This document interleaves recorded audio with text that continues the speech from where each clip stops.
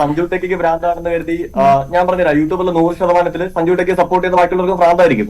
ഞാൻ ഇന്റർവ്യൂവിന് ഇങ്ങനെ പോകുന്ന പറഞ്ഞപ്പോൾ എന്റെ ചേട്ടൻ എന്നോട് ചോദിക്കാൻ പറഞ്ഞ ഒന്ന് രണ്ട് ചോദ്യങ്ങളുണ്ട്. ഈ മോട്ടോർ വാഹന വകുപ്പിന്റെ കീഴിലുള്ളതാണല്ലോ ഗവൺമെന്റിലെ ബാക്കിയുള്ള വണ്ടികളൊക്കെ. സ്കൂളിൽ കഴിയുമ്പോൾ KSRTC ബസ് പോകുന്നതന്നെ നമ്മുടെ ലാലേട്ടൻ ചരിഞ്ഞു പോകുന്നതാണ് ഓരോ KSRTC ബസ് പോകുന്നത്. ഒരു ലിമിറ്റ് ഉണ്ടോ? ഒരുപാട് ബസ്സുകൾ തിങ്ങി നിറഞ്ഞുകൊണ്ട് പോകുന്ന ഒരു സംഭവം കണ്ടിട്ടുണ്ട്. ഒരു പോലീസ് ജീപ്പ്, അതിലെ 2 പോലീസുകാരും ഇവർ രണ്ടും ഒരു സീറ്റ് ബെൽറ്റ് ഇട്ടിട്ടില്ല. അപ്പൊ ഞാൻ എന്റെ കൂടെ ഉണ്ടായിരുന്ന ഒരാൾ തുടങ്ങി ഇവർ സീറ്റ് ബെൽറ്റ് ഇട്ടില്ല, നമുക്കൊരു ഫോട്ടോ എടുത്താലോ? എന്റെ കൂടെ ഉള്ള ആൾ ചോദിച്ചാൽ എടുത്തിട്ട് നമ്മൾ ആരായിരിക്കും? അവർക്കാണെങ്കിൽ നമ്മളൊരു തെറ്റ് ചെയ്ത് കഴിഞ്ഞാൽ ഫോട്ടോ എടുത്ത് അയക്കാനും വേണ്ടിയിട്ട് MVDയുടെ ഒരു സൈറ്റ് ഉണ്ട്, നമ്മൾ ഏതിലയക്കണം? പിന്നുള്ളത് ഈ മോഡിഫിക്കേഷൻ ചെയ്യുന്ന ഒരു കാര്യമുണ്ട്. ഇതൊന്നും യൂസ് ചെയ്യാൻ പാടില്ല എന്ന് പറയുന്നുണ്ട്. GST അടിച്ചു തരുന്ന ഈ സാധനം നമ്മൾ വണ്ടിയിൽ വെച്ച് കഴിഞ്ഞാൽ അത് പ്രശ്നമാണ്. അത് ട്രാക്കിൽ ഇറക്കാന്ന് പറയുന്നുണ്ട്.